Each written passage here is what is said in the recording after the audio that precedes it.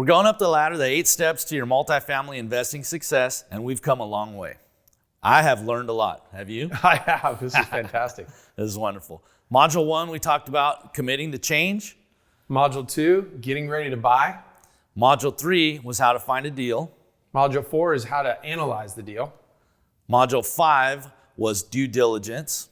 Module 6, the close, which we had a ton of information on. Very helpful. And now, here's management. Module 7. But before that, let's recap what we learned in Module 6. The close consists of what day of the month do we close on? The 5th. Super important. Don't forget that. It's worth every penny that, even investing in our program, that right there will pay for itself over and over and over again. If that's all you learn.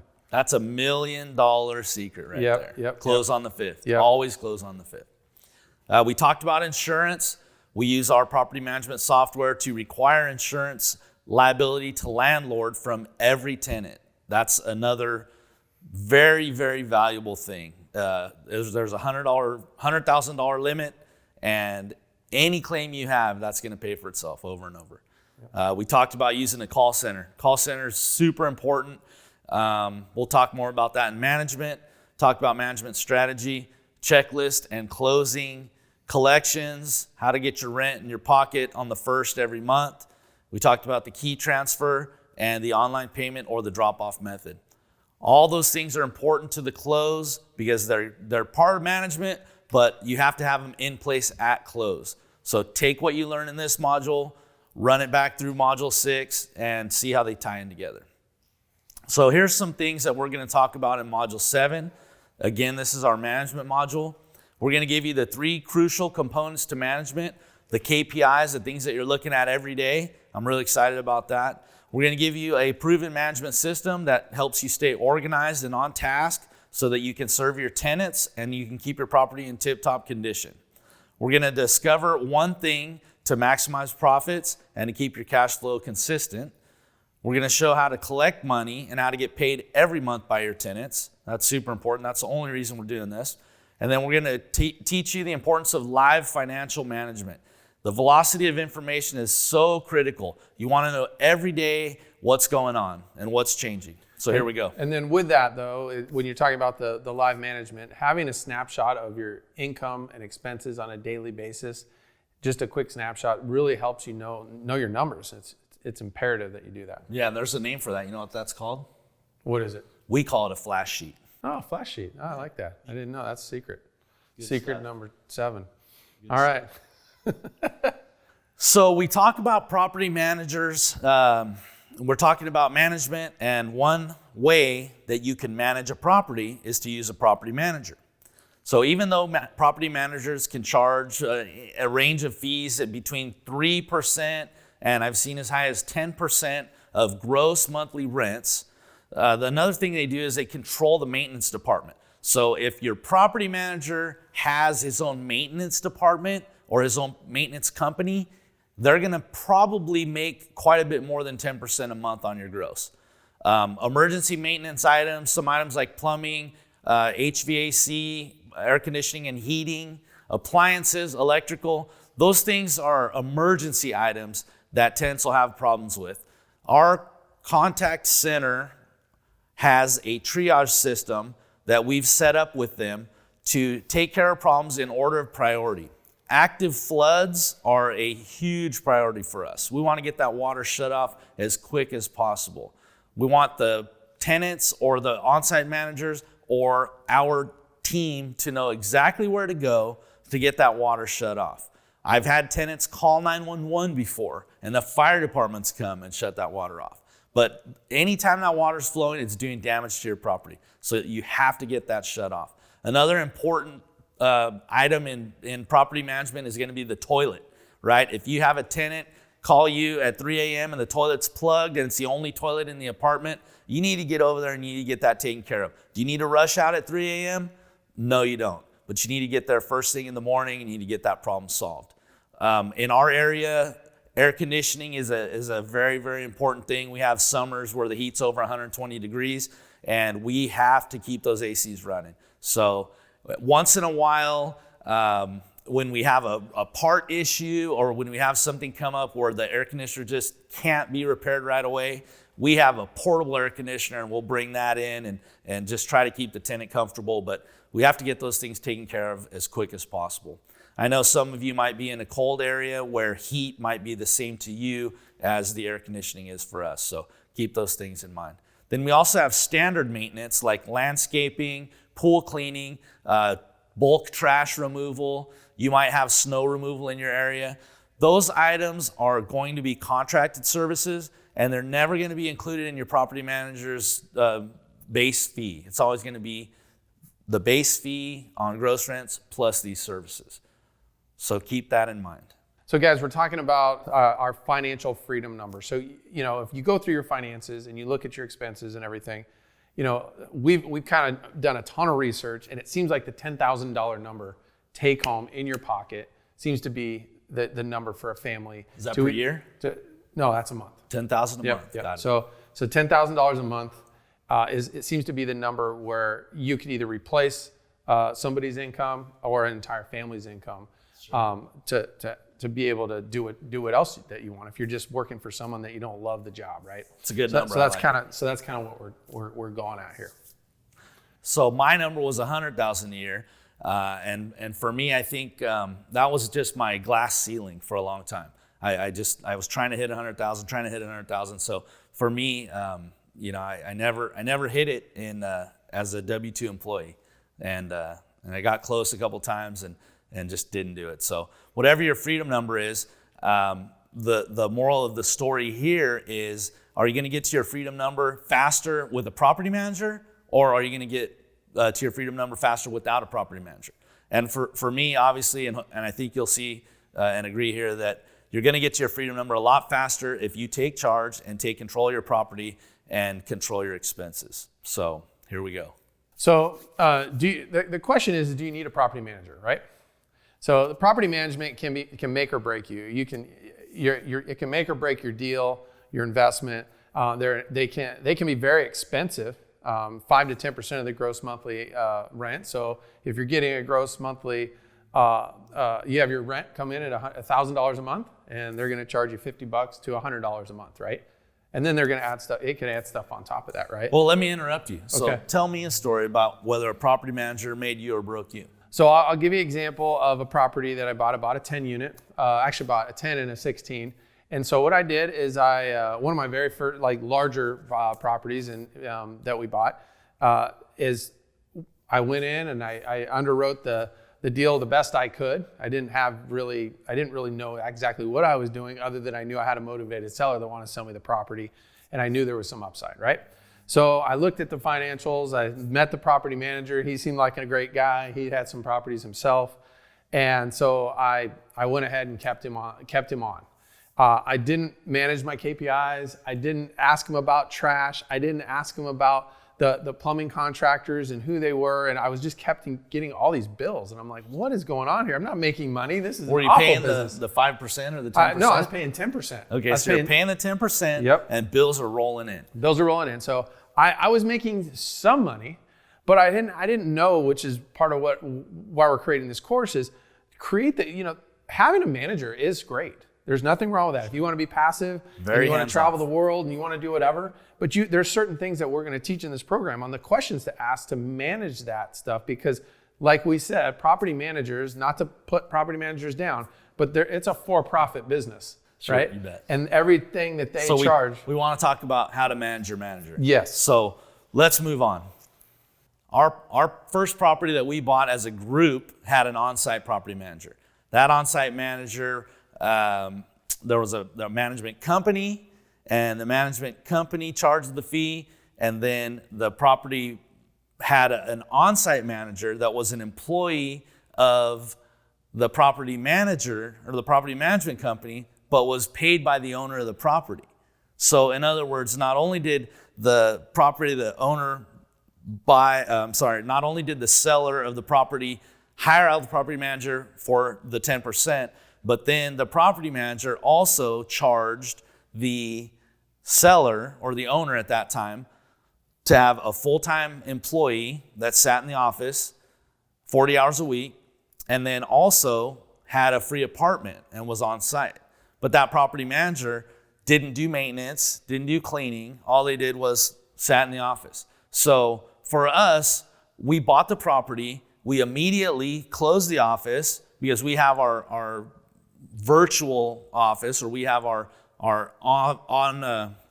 cloud-based property management software where we enroll each tenant through their email. So it's a great experience for them, and it doesn't have a brick and mortar. So we closed the office down, and we told the manager, hey, you're going to have to pay rent or move out. So she moved out.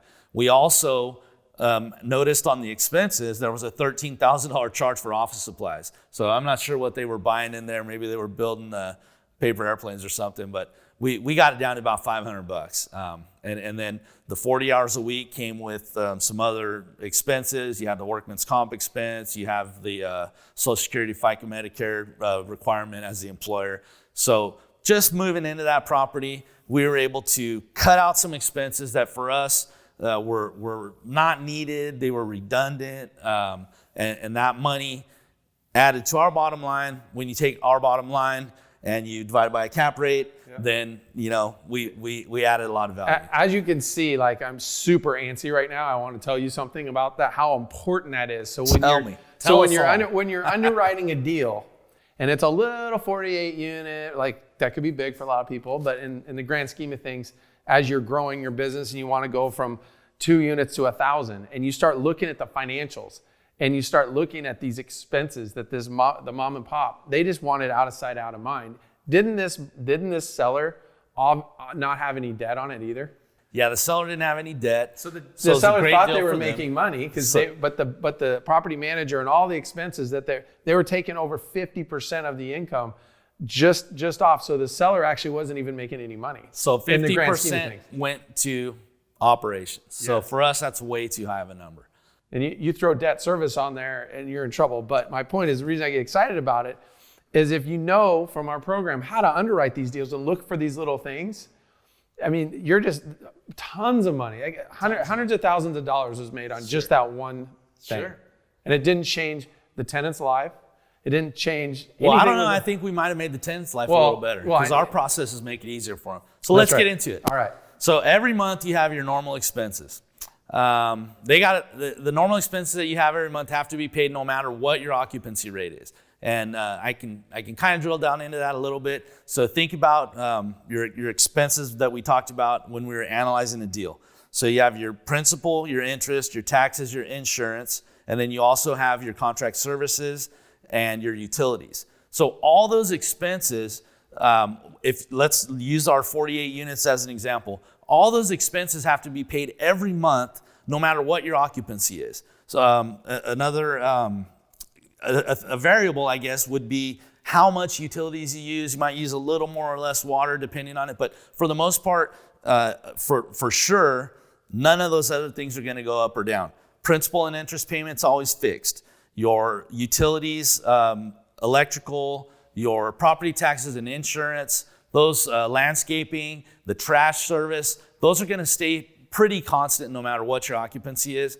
And so if you look at this apartment as a commodity and you say you've got 48 units, maybe it takes 24 units to break even and pay all those bills that we keep talking about. So those other 24 units, they become a commodity with an expiration date on them. You have 30 days to collect that rent for those 24 apartments, or they expire and they go in the trash because at the beginning of the next month, you have to pay all those expenses over and over and over, right? So if we have 48 units, 24 break even, if they're renting for $1,000 a month, just for easy math, that means you left $24,000 on the table for the month of January, and then in February 1st, that $24,000, I'm talking about anything that you had vacant in that month of January, on February 1st, that $24,000 became uncollectible.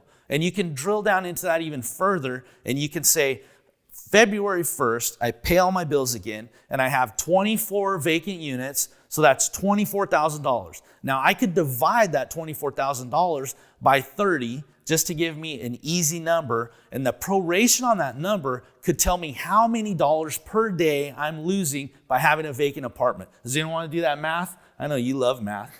You guys got a calculator right there? Let's just give us a number. It's going to be $24,000 divided by 30. So if we have any vacancy at all on February 1st, we just lost $800. Now on February 2nd, if we still haven't rented one of those apartments, we just lost another $800. Can you afford to lose $800 a day? I can't, all right? I need that profit. That's what I love about your system, is because that's what you're doing. You're attacking vacancies. That's the number one thing that you're doing and managing expenses, obviously. But so even if you rent one apartment, right? You're 800. What's 800 divided by 24? So 800 divided by 24. So $33.33 a day. So now, if you rented one on February 1st, then on February 2nd, you only lost $766.66. So you're still losing a ton of money or leaving money on the table. So we attack vacancy. And I have to go back a slide and just tell you that vacancy must be attacked. You have to every day walk your units. If you're showing units and they're not renting, you need to know why. You need to talk to the people that come in the door. You need to say, hey, how you doing? Good. Looking for an apartment? Great. Hey, what'd you look at today? Did you see any other apartments? Well, yeah, we went here and there. Okay, well, how did they look? How did they compare to my apartment? Well, they were nicer. They weren't as nice. Okay, what were they asking for that apartment? If I'm asking $600 a month for rent, have you seen anything for $600 a month in rent? You want to talk to people. And you want to be in that apartment before they get there. You want to walk through there. Is there anything out of place? Is there a cockroach there? Did a maintenance guy go in there and leave a tool? Anything that's going to detract from that apartment. Maybe it's got a foul smell. Mm-hmm. Some apartments, some houses, as you know, if you leave them empty, the traps can dry out in the sinks or in the toilet or in the shower, and then the sewer smell can come into an apartment. This might be a perfect apartment and you haven't shown it for a few days, and if you walk in there with the tenant, oh my goodness, what is that? And you just put a bad first example or a bad taste in their mouth for that apartment, and they're not going to rent. So you always want to be in there a couple minutes early. One method that we use is we'll unlock 2 or 3 doors and in the morning, and if people call us and we aren't on site, we might just say, hey, we're having an open house over here at this address today. It's going to be apartment number X, and jump in there and take a look and let me know what you see. But we always want to go in that apartment first and make sure there's no surprises. So with this, Tom, so if let's just say we want to self-manage and we're growing our business, and that's fine, right? But the checklist that you just ran through, when you're interviewing a manager, it's obviously you get what you pay for sometimes, but there is a number that has to make sense for your freedom number, right? And time is one of them. But those questions that you ask, that everything you just went through, just take notes while he was talking there. Go back if you need to, because just asking these questions, let the property manager if you're going to hire your own, it lets them know you know what you're talking about. Yeah, 100%. And so they're not going to try to rip you off, because you're going to set expectations. Put the bar high. Hey, I want to look at the snapshot of all my properties that are vacant and why, and and then you start asking these questions, and then you become actually easier to work for, because you know what you're talking about. You bet. And you have to be ready to be receptive to what the property manager tells you. If he tells you, hey, that place is garbage, you need to be willing to spend the money to make that place presentable and make capital it look expenses good. Are important. Absolutely, 100%. Because you get your money back if you do so it that right. This slide talks about exactly what you're talking about. So there's 3 ways to manage. You can self-manage, which is what I've done, and that's the fastest way to your freedom number. That's the fastest ride to success. Or you can hire a property manager, which is the slowest way to success, other than being in a syndication where we're completely hands-off.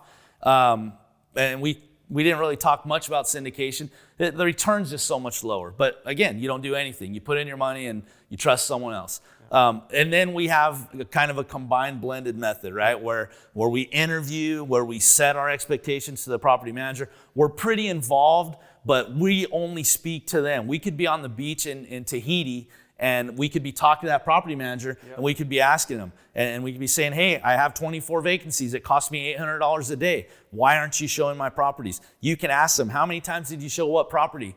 when's the last time you showed it? Talk to them about their advertising. Where are they posting? There's so many things that you can do to manage your property manager. It's like looking at your bank. You know, and you guys, part of being successful in life is to always manage your bank account.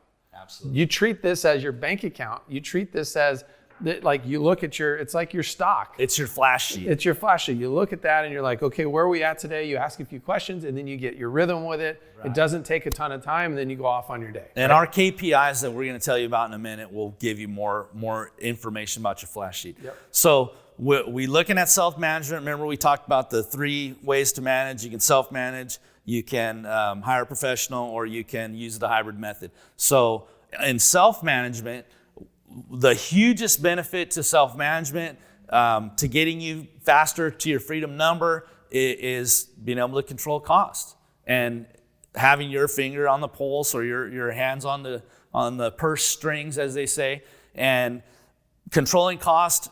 I told the story earlier in an earlier module. This business, we collect all of our money the first week of the month, and then we spend the other 3 weeks of the month controlling costs. So having your hands on the money and making those decisions is going to trend into financial growth. That's going to trend into more units. That's going to hit financial freedom at the end. So self-management, controlling costs, profits, and more control over vacancy. Our next slide, the 3 crucial components to management. These are our 3 KPIs. These are the numbers I look at 100 times a day. These are the numbers that I drill into my managers, my maintenance guys.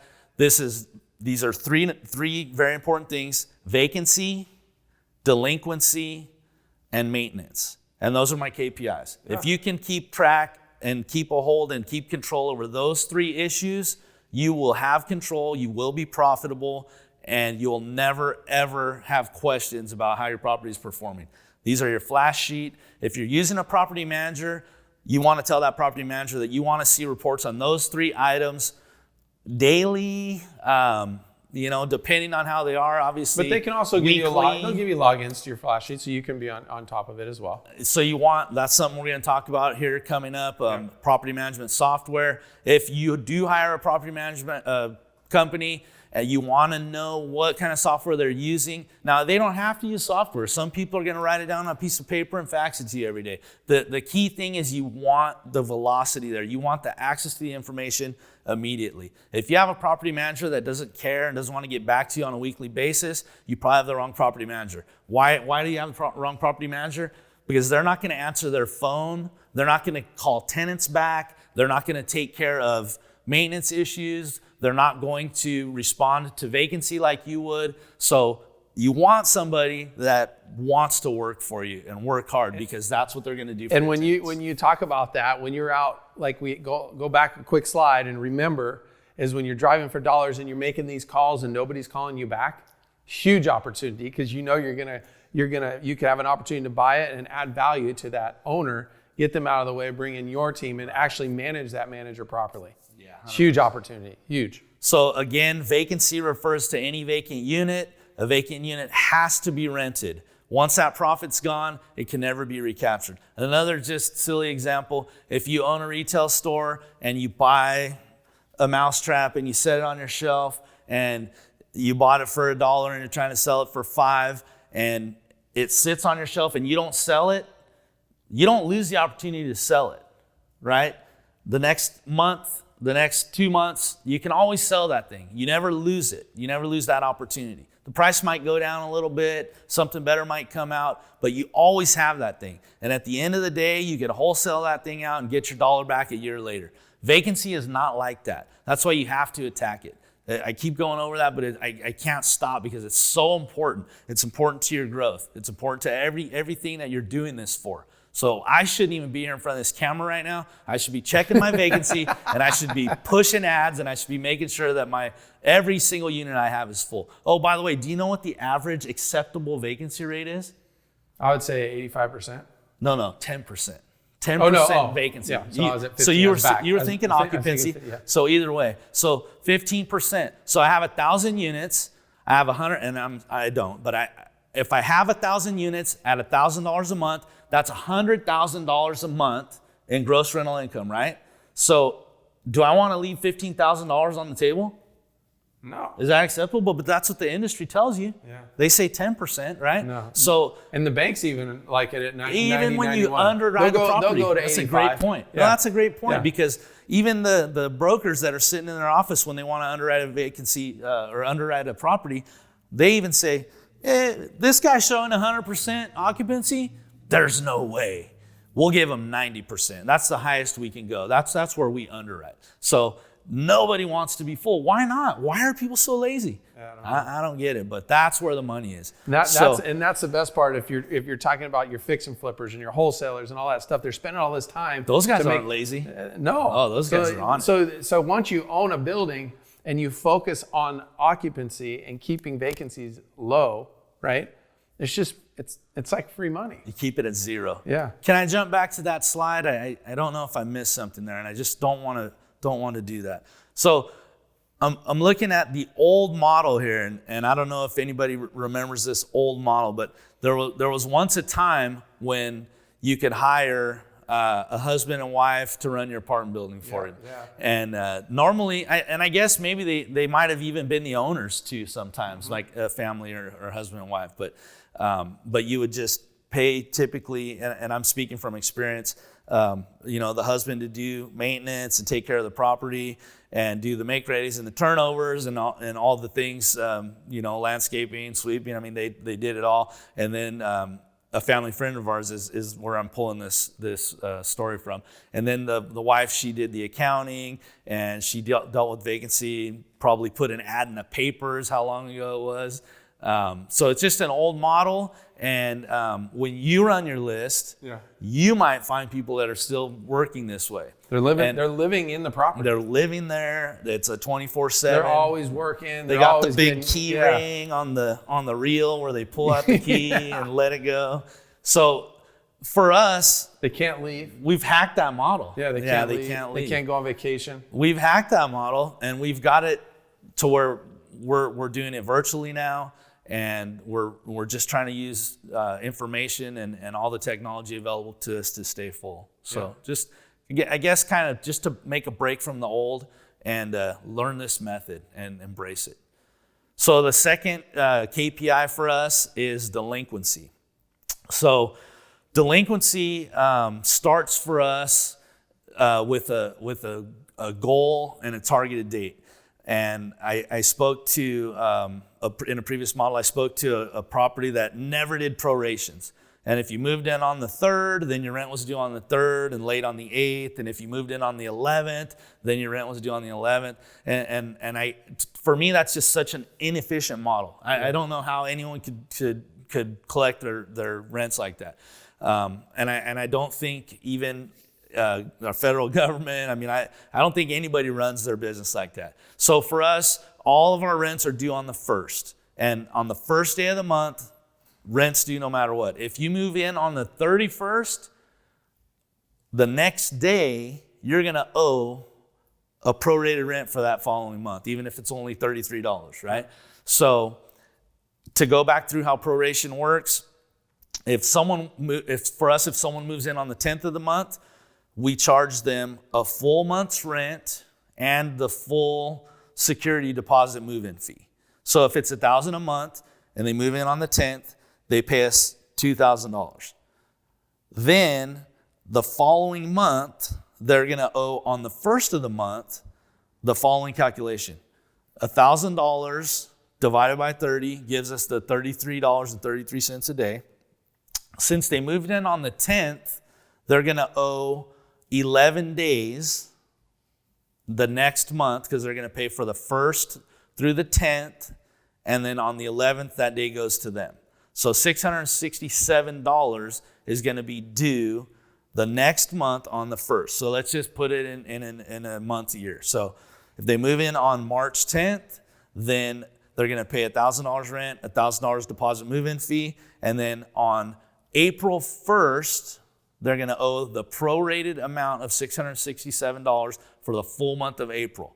And then starting in the month of May, they're going to pay $1,000 a month moving forward. Good. That's a good explanation. So starting on the 5th, for us, when we're dealing with due dates, is the process for delinquency is going to be as follows. Now that we've established all the rents are due on the 1st, we have in our lease a 5-day grace period built in. And rents are still due on the 1st, and they're still late on the 2nd, but our late fees don't start until the 5th. And the reason we do that is because a lot of our working class tenants will be paid every Friday or every second Friday, and so we're trying to keep our tenants happy, and we're not cracking the whip and trying to drive people out of our apartments, right? So we have good tenants. Maybe they're not the best money managers in the world. For whatever situation, we give them this grace period. Quick question for you. So if you have someone they're like, listen, I can't pay till the 15th. What do you do? And so we do. We do have those people, and what we try to do is we really try to encourage them to figure out a way to pay us on the 1st, right? Yep. Because when you start making exceptions, then you're making exceptions, and then you're not sticking to your SOPs, and then you're looking at your delinquency every day, and you're like, it's driving you crazy because why is this person late and this person late? And because you're calling and you're investigating your delinquency because you got to know what's going on. So when you make those exceptions for people, and we have a couple of people that we make those exceptions for, but for the most part, by and large, all rents are due on the 1st. And the only people that we have that we make those exceptions for are people that we inherited when we bought a property. So in other words, the last property manager made that concession for them. Yeah. And so we're just kind of absorbing that and honoring that. But I've never once moved someone in that's told me I can't pay my rent till the 15th. Right. And every time I move someone in and we're doing the prorations and we're telling them rent's due on the 1st, they all figure it out. Right? Yeah. So somebody back before we owned the property or managed the property made a concession for someone, and it's a chink in my armor, and it's killing me every time I look at it. And the one thing that I learned from Tom by the systems that we created together was, it's like those SOPs, the standard operating procedures for the 1st. If you have random, you almost have to hire an entire employee for that. What happens to your profits? When you don't have these SOPs, you can't collect on time. And even when we talked about driving around to collect rents, huge numbers. Everything you waste by not following your SOP is money out of your pocket. Yep. And you could tie that to a cap rate and tie that to the value of the building, right? Yes. So what we do in Arizona, it's going to be real state specific. So make sure that you check with your state to figure out the process. But for us, rent's due on the 1st, and if it's not paid on the 1st, starting on the 2nd, we are allowed to serve in Arizona a form called a 5-day pay or quit. And the 5-day pay or quit is a letter to the tenant, and it says that your rent is late. If you don't pay it within 5 days, we will take you to court and we will evict you. And it's a very stern form, but the problem for us is it's what our state requires in order to start the eviction process. So for us, if we serve that form on the 2nd, then after 5 days, which would be the 7th, then we're allowed to go to court, file an eviction packet, and get a court date, which depending on how busy the court is, could be as soon as 5 days following, could be as long as 30, 60 days, depending on what's going on. So that form is very stern and very abrasive, and tenants do not like to get it. And when they get it, they're going to respond to you. So what we're doing is we're serving that notice to them because we want to hear from them. We've called them, we've emailed them, and we've texted them, and we've said, hey, where's your rent? And they're not responding. Yeah. So when you put that notice, when you serve that notice to them, they'll respond. So the other thing I talk about with delinquencies and people not paying is when you're doing your research to buy multifamily in different markets, there's certain markets that you may or may not want to buy in. So, but do your research. Like Arizona is a super landlord friendly state, right? But there's other states around our country that are tougher. So you just gotta plan for that. Yeah, not that you don't want to buy there. Well, what we recommend is to start off with the court itself. Yep. For us, it's our civil court, and for us, if we wanted to, we could hire an attorney to either do every eviction for us or to at least teach us how to do it. Right? Funny. So I started self-managing my properties and was doing my own evictions. And I show up to court one day, and my attorney that I was using was there. And so I'm showing up for one property, right? Sure. He's there for 100 properties. Sure. Okay. He's like, dude, what are you doing? He's like, why are you at court? Sure. When I'm literally like, boom, I just whipped through. And so what I'm charging you is pennies on the dollar from what you're going to take for this one thing. So stop it. And I'm like, you're right. Okay, I'm out. So I never did it again. I did it. Right. I did it, and it it's always a learning experience. But you just want to. Whatever market you're in, go find a landlord attorney and learn the state rules and what to look for and what to expect, because you need to add that into your expenses, right? Sure. And for us, if we're filing 9 or 10 evictions, for us, we get charged between $300 and $500 an eviction. Yeah. So if I'm going to prepare 10 evictions, that's $5,000. If I'm evicting 10 people, I'm probably already $5,000 in the hole. Yeah. So for us, it's part of our standard operating procedure. We serve the 5-day pay or quit. We put together the court packet, and I have staff that goes down and clocks it in at the courthouse. Yeah. I get the court date. And majority of your units are in a small community where you can just whip down there. Your guys are in the area. It's not that difficult. Yeah, we take good care of that. So vacancy cuts into profit. So vacancy is just a huge KPI that we're always looking at. So in order to tie the 3 KPIs together, the first one we talked about was vacancy. So when we look at what units are vacant, we're looking at what units are vacant, why they're vacant, and what it's going to take to get them available to be rented. So there would be 3 types of vacancy, right? You would have vacancy that a tenant just moved out and it's waiting for an inspection, and the inspection leads to maintenance. So that's our 3rd KPI. So vacancy goes to maintenance. That's a tie-in. And then you have vacant units that are in the middle of the make-ready process or the renovation process. So that also ties into maintenance. So that unit's going to be vacant, but it's also going to be on your maintenance report. And then the 3rd time it would be on your vacancy report would be if it's rent ready. Okay, so when I'm looking at my vacancy report, I'm looking at 3 things. I'm looking at where the unit is in that timeline, and I'm looking at what my maintenance guys are doing. If a unit stays vacant for more than a few days, we have a dashboard that we created too, and we just basically have the red, yellow, green, and so every unit that's vacant is on that dashboard. So if a unit's red, it's waiting for inspection, and as soon as we inspect it, that's where maintenance takes over, and they turn it yellow. And anytime maintenance is in there, it's yellow, and whatever they're doing, make ready, renovation, and until the day they're done with it, and we do our final walkthrough, and then it turns to green. But those are the 3 colors for our 3 stages of vacancy. Once it's green, so when I'm looking at a vacancy list or my dashboard, once it's green, that tells me that's what's for rent. And then if I get a phone call and I need a 2-bedroom, for example, and I look at my vacancy real quick, and I only have 1 bedrooms in green, right? I have a 1-bedroom green, 2 1-bedrooms green.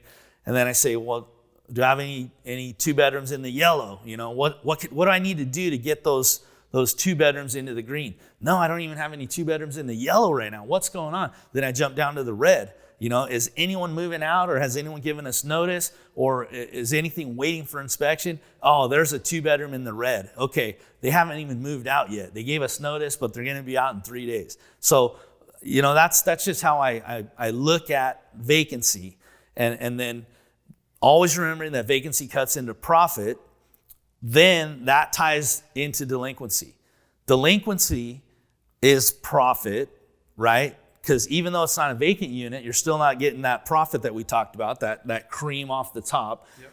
So by managing your vacancy turns into, or your delinquency, it turns into an eviction, and an eviction then turns into, tell me you're paying attention here. I am. An eviction turns into a vacancy. Right? So see how they're tied together there? It's a cycle of apartment life, right? All right, so after delinquency, then our last slide or our last KPI that we enjoy here is maintenance. Let me ask you a quick question on the vacancies. So in your portfolio, you've got partners.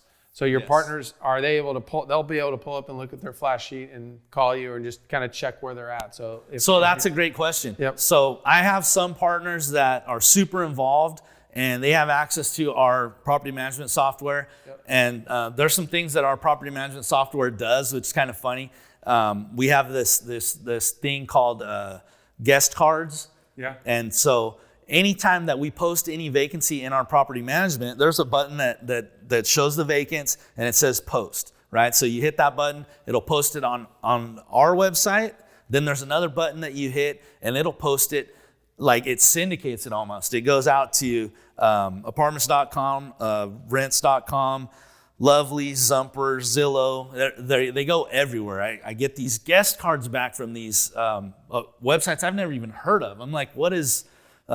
there's something pad. I can't even think of what it's called, but it's just a part of our property management software that just pushes all of our vacancy. It syndicates all of our vacancy, and so we get responses which are called guest cards, and they hit our emails. And there's a tab in there in our property management software for communication, and so these guest cards are coming in.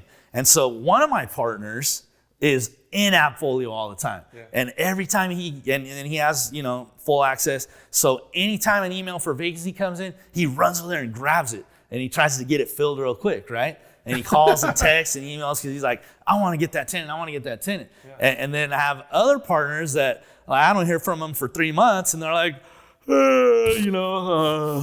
getting a check this month? And I'm like, yeah, of course. So it's available, right? But it's all about what they want. But as you're scaling your business and you're managing the manager and you're bringing in money, because I don't care how much money you have, you can always run out of money buying real estate, right? You should always be broke. Yeah. Ask Grant Cardone about that one. Yeah. Right? But why you want to be broke? Because when you're broke, you're hungry. Yeah. So Grant Cardone taught me that in 10X. He said, every time I get a big chunk of money together, I spend it as fast as I can. So I'm broke, so I'm hungry, so I got to get out of bed and go to work. Yeah. Right? Yeah. So that's old Uncle G again. Yeah, but for anyway, so when you're building your portfolio and you're adding partners in through finances or your property manager, or you partner with a property manager, these are the things that you're going to be able to share with them.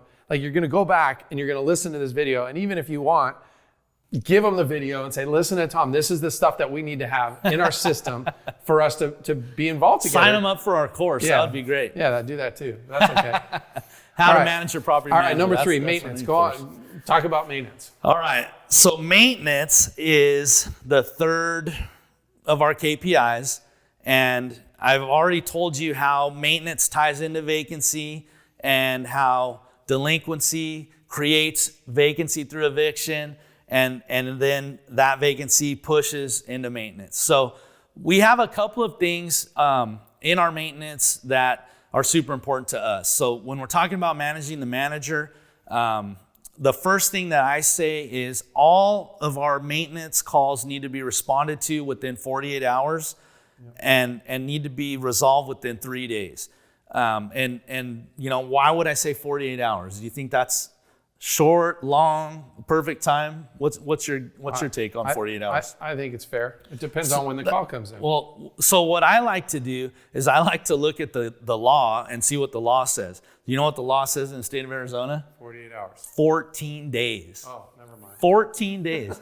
Yeah, 14 days to respond to a maintenance request. Are you kidding me? So for us, 48 hours is even a long time, right? And the only reason we have 48 hours is because all maintenance requests aren't the same, right? We might get a maintenance request from someone that says, my back door squeaks when I open it, right? Or whatever the case is. So every maintenance request is not an emergency. Right. But I want every maintenance request to be responded to by my staff within 48 hours and then followed up on within 3 days. So you should ask your property manager or manage your property manager into the same type of a scenario. And the reason that's important is because we want our tenants to love us. We want them to enjoy us. And we want them to tell others about us. You should rent from Tom, is what I hear a lot. Mm-hmm. Tom's a great landlord. Tom, we have to move. We need a different, bigger unit, a smaller unit, but we really want to stay with you. And it's not me, right? They love my SOPs. They love my processes and procedures. They love my maintenance staff. They love the 24-hour, 7-day call center that they always get responded to. That's what they love, right? They don't love me, right? They love the process. Right. So when you're managing your property manager, you want to make sure that they're going to respond to your calls, to your tenants' calls, like you would. So try to use 48 hours. Try to have everything done within 3 days. Now, obviously, I want to say about 100% of the time, but most of the time, things need to get responded to much quicker, right? If you have, for us, if you have air conditioner problems, they need to get responded to as quick as possible. And I spoke earlier to the fact that we have some portable air conditioners that we actually can bring to a tenant if we can't get AC techs out, or if there's a part that we can't replace quick enough, or whatever the case is. We just try to respond to our tenants. We try to take good care of them. And my staff does. They do an awesome job. The other emergency, a couple other emergencies to maintenance. One would be a plugged toilet in a one toilet unit, which, 75% of our units only have one toilet. We probably 90% of our units only have one toilet. We have very few units with multiple toilets. Right. So a plugged toilet is a big deal. For us, it's not a 2 a.m. deal. If we get a plugged toilet call after the night maintenance guy has gone home, just whatever he's doing, 8, 9, 10 o'clock, then we'll catch it first thing in the morning. And everybody can live with that, and that's reasonable. The most urgent emergency call that we can ever get that we have to deal with is if there's an active flood. So that doesn't mean is water dripping under your sink when you use it, and is it a drip, drip, drip? But that means is there water shooting out, pressurized water coming out of a wall, out of the ground. And for us, we triage those as well. If it's an active leak inside an apartment, we need to get that thing shut off as soon as possible. If I get a 3 or 4 in the morning call of a broken pipe outside of an apartment, I'll try to reach out to my guys, or I might get up out of bed and go turn it off, or I might reach out to some tenant in the building that I have rapport with to get that shut off. But your team's on call, so it goes through the my process. Team's on call, and it goes through the process. Could get to 911 and they'll crank it off. And yeah, I've had people call the fire department before, and the fire department goes over there and they're kind of chuckling. They don't want to get up at 3 a.m. either. But what I'm saying is, it's not all 48 hour. Right. We have some emergencies, they have to be handled, and we have a process to handle that. Okay, so in maintenance, we talk about a few different stages of maintenance. So we have the emergency calls, we have the regular non-emergency repairs, and then we have what we call a turnover, to turn over a unit. And I guess it's kind of similar to like a hotel almost, where you have someone moving out, you need to move somebody in. So what do we need to do for a turn? And so for us, the first step of that process is tied to the move out process of the previous tenant. When a tenant moves out, we do a move out inspection. Mm-hmm. How do you do a move out inspection? I think there's a slide coming up about that. So let me get to that when we see that slide. Let's see. Another thing we talk about, I'm not sure why this is in maintenance, but I'll speak to it, is when we move someone in, we have a part of our lease, of our move-in fee in our lease that's non-refundable. So And for us, it's a substantial amount. So if we have 100 in our state, we can charge up to 1.5 times deposit or 1.5 times rent as deposit. So and it's different in every state, I'm sure. So on $1,000 a month apartment, you can charge as much as $1,500 for move-in. So like your security deposit. Well, but be careful because it's not all deposit. Okay. A security deposit is refundable. Okay, so for us, we have some fees that are move-in fees, and then we have some security deposit. So for us, it's a balance. And I was going to speak to the fact that even though it's 1.5 times the rent, we don't charge that full 1.5 times the rent as security move-in fee. And the reason why is because we have working class tenants, and we have Section 8, we have fixed income, and we don't want to price ourselves out of the market, right? We want to make sure that our apartments stay full, and we want to make sure that that we're protecting ourselves. So what we do on $1,000 move-in is we'll try to find that sweet spot of refundable that hopefully the tenant is incentivized enough that they're going to leave that apartment in the best condition they can, right? So we charge in $1,000 move-in scenario, we charge about $500 a month, or I'm sorry, about $500 of refundable. In our $1,000 move-in, we charge approximately $500 as a redecorating fee. Okay. And then we charge another $100 to $150 as a cleaning fee. So $650 of that $1,000 is automatically non-refundable, right? And then the $350 that remains refundable, we're trying just to incentivize the tenant not to trash the apartment, to go ahead and clean it before they leave. There's a fine balance there. But why do we charge a redecorating fee? Because we get tenants that, for whatever reason, they don't read their lease and they move out and they come back and try to be upset with me. And I say, why are you upset with me? You lived there for a year. I took care of everything that you ever needed, and you signed the lease a year ago. And now you want to negotiate. 12 months later, you want to negotiate the move-in? We can't do that. So, and I explained to them, the reason we charge redecorating is because we're running a business, okay? And when we run a business, we have profit and loss, right?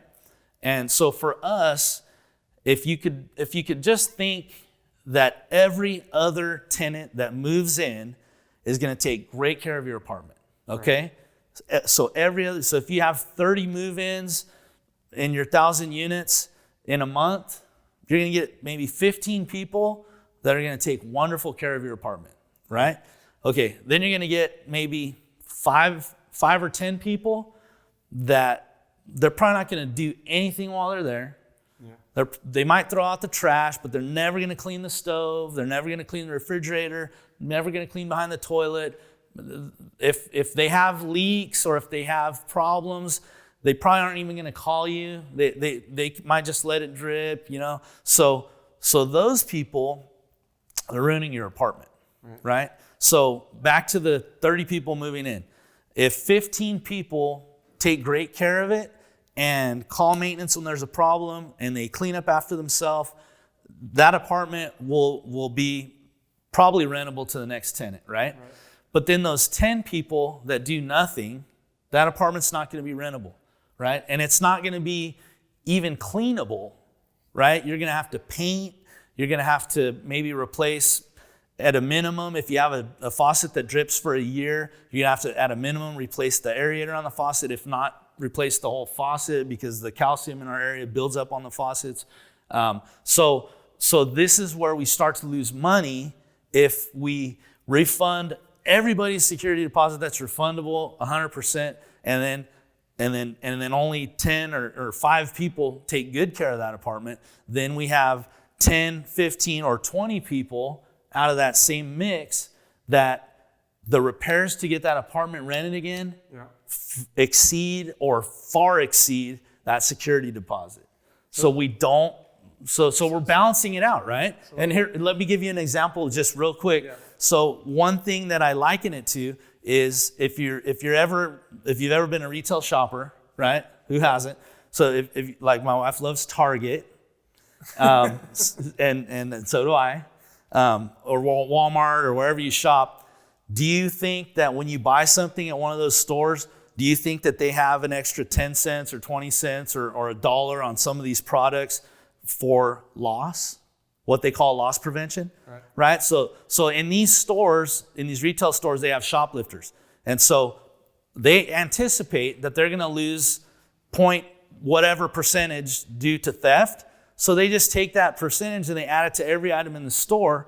And then they don't want people to shoplift, but they don't suffer the economic loss anymore. Right. So what I'm doing is I'm balancing it out the same way. And I'm saying, look, this is a flat fee. Half of the rent is not refundable, and that's going to help me make up the disparity in those apartments that cost $5,000 to renovate or whatever situation. So this is awesome. So we're in Arizona, where a majority of your portfolio is, right? And there's different rules in other markets on what you can do with a security deposit, I'm guessing, or a cleaning fee, so again, a redecorating fee, right? A deposit is refundable in our state, so be very clear on that. If it's a security deposit, it's refundable. If it's a fee, a move-in fee, a cleaning fee, a redecorating fee, a leasing fee, fees are not refundable. You can have a pet deposit or you can have a pet fee. And pet deposit is refundable and a pet fee is not. So think about when you're doing your math and you're buying your 40, 50, 2 unit or 100 unit, and you're looking at the leases that you have either taken over, right? Because they transfer to you. And then when you renew your leases and you're interviewing your property manager and you're talking about this stuff, I mean, there could be thousands and thousands of dollars tied to your cap rate by just these little terms versus deposit and fees. You bet, yeah. It's huge because most people are like, oh my God, I have a vacancy and I gave them their security deposit back, and then they trashed the property, and I had to spend $3,000, and I was only making $200 a month. You bet. I just lost a year's worth of income on one tenant. And you know where that kills you? Where does it kill you? In the single family model. Yes. Wow. Yes. Single family rentals are the hardest because the tenants, in my opinion, are super picky. Yeah. Right? You have a single family turn, you're going to spend $10,000 or $15,000, right? Yeah. Every time. Yeah. Right? I don't even know. You can't. It's a difficult model, and depending on what market you're in. But my point was, just by these little changes if you're interviewing your property manager, literally give them this video as you're interviewing them and say, we need this in our deal because I don't want to lose money. These are our suggestions, right? We're dollar cost averaging our losses is all I believe we're doing. Changing a fortune just by adding these little things into your management. And I'll be honest, I've learned some of these tips as I have bought other properties and I've absorbed other leases. Yeah. And I read the lease and I say, wow, that's a wonderful idea. And then I test it in court to make sure that it's valid and it holds up. And then I adopt it as part of my lease. I'll tell you another thing that I learned from a lease. I mean, you could be underwriting a deal and you start looking at their leases. Oh, yeah. And you're like, oh my gosh, within a year, I'm going to go do that. All of a sudden, I just saved $500 for every single property on a vacancy, right? For every unit. That's huge. Yeah, that's easy. Okay. Another tip I learned from a lease, my lease used to say, as does the state of Arizona automatically imply, that when a lease expires, it goes month to month, right? So month to month means I can give you 30-day notice that you have to move out. You can give me 30-day notice that you're going to move out, right? But the contract's over, and it is what it is. So I read a lease from a guy, and it said, at the termination, he had this line, at the termination of this lease, your rent will increase by $500, right? And your tenancy will, I believe it stayed month to month. But the moral of the story was, and it's a great idea, if you don't pay attention to your expiring leases, they can just go on in perpetuity and you might not notice them. And then pretty soon you have a disparity between the rent you're charging and what the market rent is. Yep. So when you have this lease and in AppFolio and the property management software that we use, it automatically will kick in that reoccurring charge. So this tenant will be plodding along, paying their $500 a month, and then the lease expires, and we might not be doing our due diligence like we should be to look at renewals and push renewals, but automatically their rent just went up $500 a month. And they're going to call you and say, what happened to my rent? Or it's going to pop up on your delinquency. Maybe they paid their $500 and now they're going to show up as a delinquency and they owe another $500, and why and what happened. And we don't always necessarily intend to double their rent, but our intention is to get their attention, and it puts in like an automatic safety for us to get our attention as well, so that we can come back in, renegotiate, make sure that lease is still where we want it to be. Yeah. We always want to help people, right? We're not here to hurt anyone like that, because we want good rapport with our tenants, because we want them to keep calling us and keep coming back to us. And when I've had a property before where I had a tenant, they moved out, moved to another property. I bought that property and I got them back as a tenant. And they said, oh, Tom, we're glad to have you as a landlord. It was wonderful. The other thing that's cool about that is if you are taking over rents, was because part of our program is to find properties that are that the rents are too low. Sure. And then they're not market. They're under market. So as they increase, you're going to add to market, right? As much as Absolutely. you can. And it might take a year or 2 or 3 to get to that, but that number keeps increasing. But guess what you get to do? You get to add more value to the property. You get to make their experience of living at your property better. There's so many good things about that. Sure. If you undervalue a property, you're not providing the experience for your tenants Sure. and the people in your community. So I hope by now you've got a great understanding of the 3 KPIs that we use to ensure maximum profit, to take the best care of our tenants, and ultimately to get to our freedom number. So thanks for following with us so far. We're going to talk about some inspections now. These are recommended. It's very, very, very necessary to keep an eye on your property.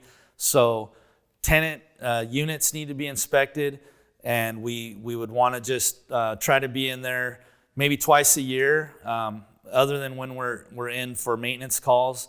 So we want to do just a general walkthrough and do condition checks. We want to see the walls, the doors, the flooring, the windows, the appliances.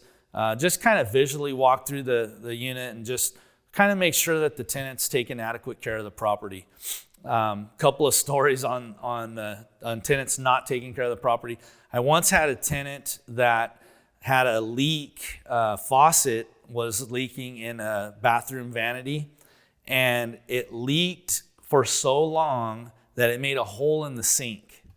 And we went in, and obviously there was a flood, and talked to the tenant, and we said, what happened here? And he said, oh, that thing's been running for the past 3 months or something.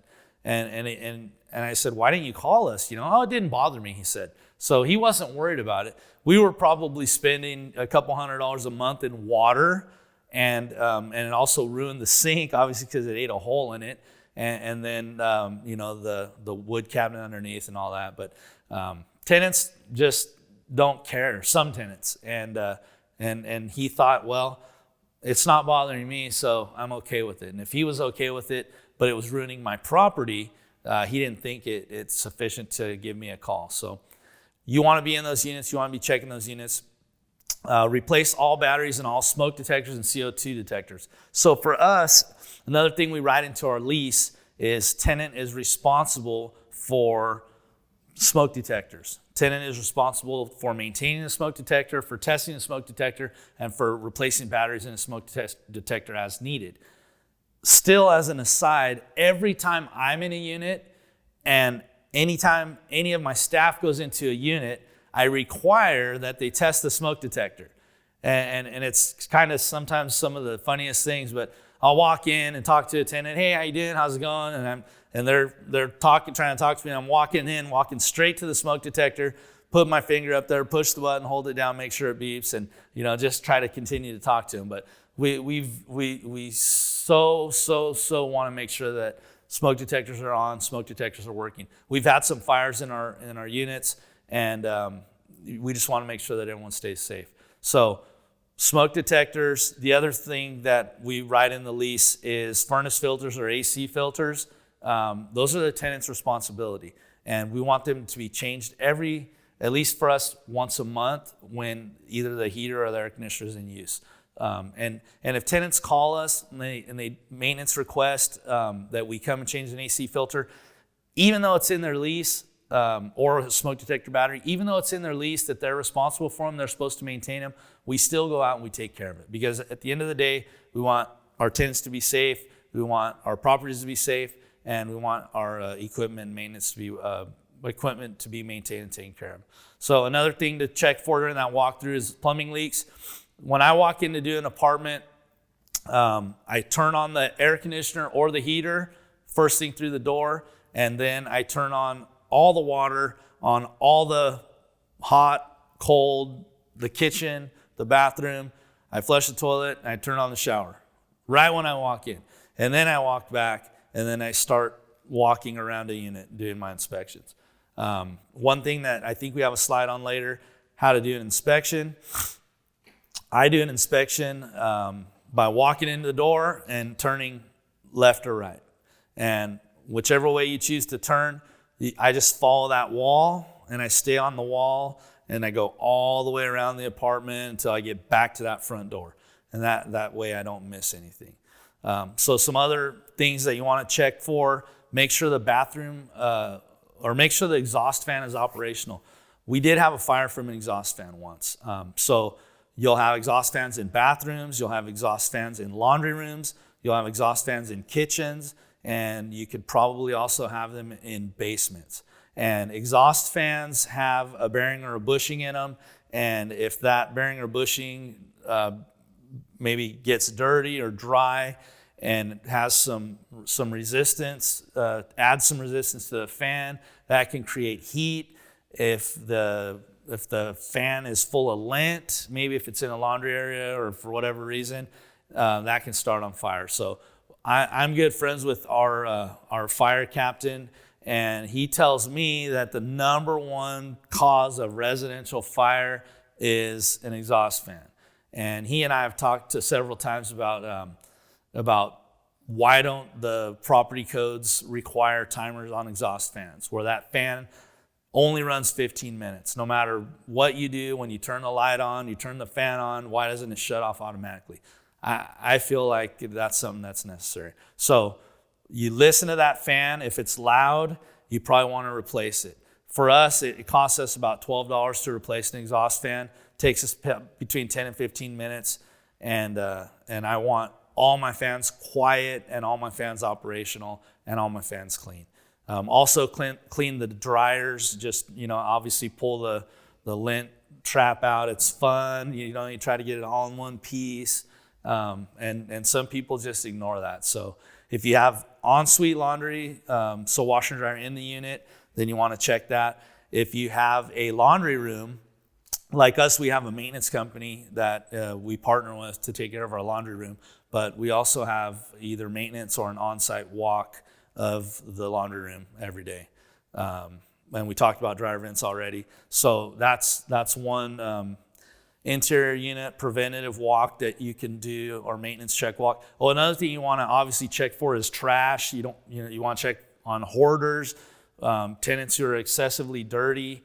For us, bed bugs get passed around apartment complexes sometimes, and bed bugs are kind of an interesting deal, because if someone gets a brand new mattress from someone, or a brand new headboard, or a brand new couch, and they bring it in the apartment and it has bed bugs, oh no. And so they've just contaminated the unit. Well, our lease, our state requires bed bug disclosure, and it kind of talks about bed bugs and how they like to hitchhike and move from person to person, or from place to place on a person, or on a bed, or a soft item. So we give that out. We explain that to tenants that move in, but inevitably somebody will have a bed bug. So the first thing they want to do, my couch has bed bugs, or my mattress has bed bugs.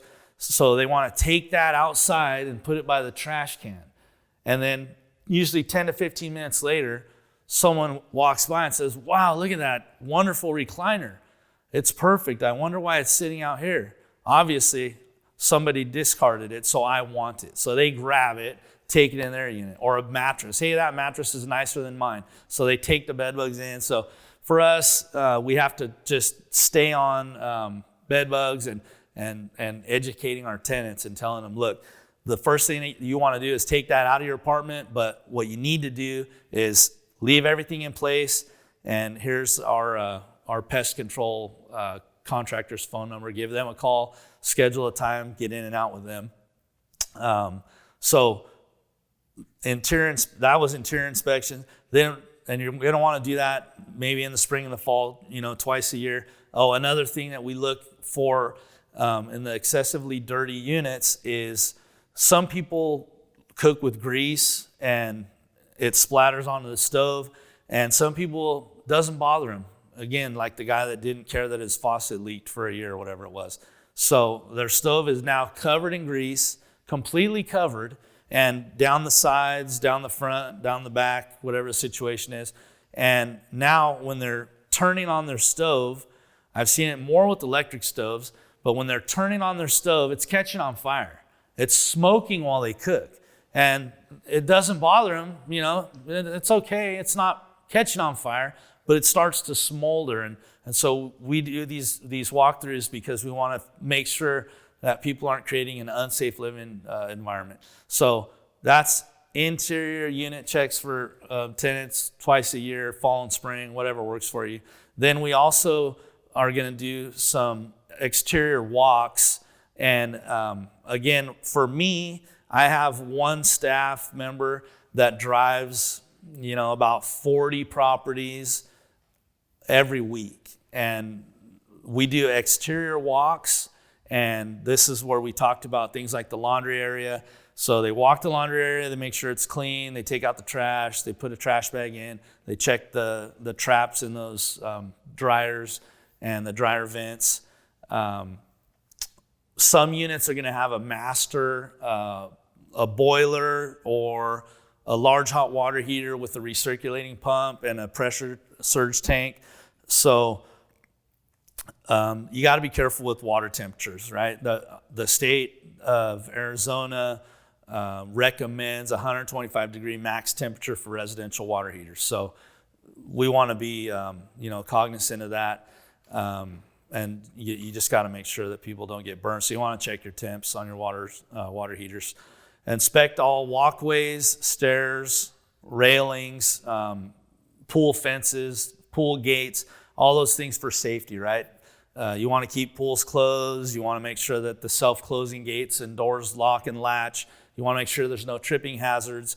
Sometimes you get a tree, it starts growing a root, it gets under a sidewalk, it lifts up a section of sidewalk, now you have a tripping hazard. So you got to make sure that you're always looking at those things. Sometimes with stairs, a step will get loose or a handrail, will become loose. And for us, we're walking, we're checking that stuff, and we're repairing it as we find it just to keep everybody safe.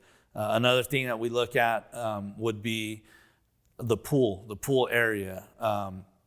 There's pool compliance, and we get inspected by our county health department annually, and they have a list of requirements that, there's a pool chlorine and pH log that has to be filled out daily. There's certain safety equipment and signage that has to be present at a pool. So just do those walks and checks as part of your pool compliance. And as part of your property walks. Broken glass, all this stuff is basic common sense, but anytime I see a piece of trash, I pick it up. Wherever I'm at, wherever I'm going, I need to pick up that trash. And unless it's about 70 miles an hour wind and I can't catch up to it, then sometimes I don't get it all. But you want your place to look good. And yes, you are in the business of cleaning up after people. And that it just is what it is. It's unfortunate, but apartment tenants tend to just throw trash everywhere and not worry about it. So they have to be cleaned up after. You want to check your exterior lighting. For us, we have some properties that are on a timer. So obviously as the winter days shorten and then the summer days lengthen, your timer needs to be adjusted. If you adjust it in the summer and then as the days shorten, for us, sometimes it doesn't get dark till 7:45, 8 o'clock, and that's in the summer. And then if you leave that timer timed that way, then all winter you're gonna have 2-3 hours without lights. So what we like to do is we like to convert all of our timers to photocells, and that way it just kind of follows dawn to dusk. But you want to check that lighting. That's the main thing. You don't want dark stairs. You don't want any dark areas. All that lighting you have provides safety and security for your tenants. And you want them to be safe and be secure. And then another thing that we do is we have the poop stations for the pets. And so we're always, making sure that there's bags in there and there's a trash can there, and we make sure that the waste is getting to the trash and that kind of thing. So that's some exterior walks that you can do on your property just to either make sure that you're doing them, or hey, again, talk to your property manager. What's their plan? What's their process? And do they charge additionally for any of this stuff? Or should that be part of the 10%?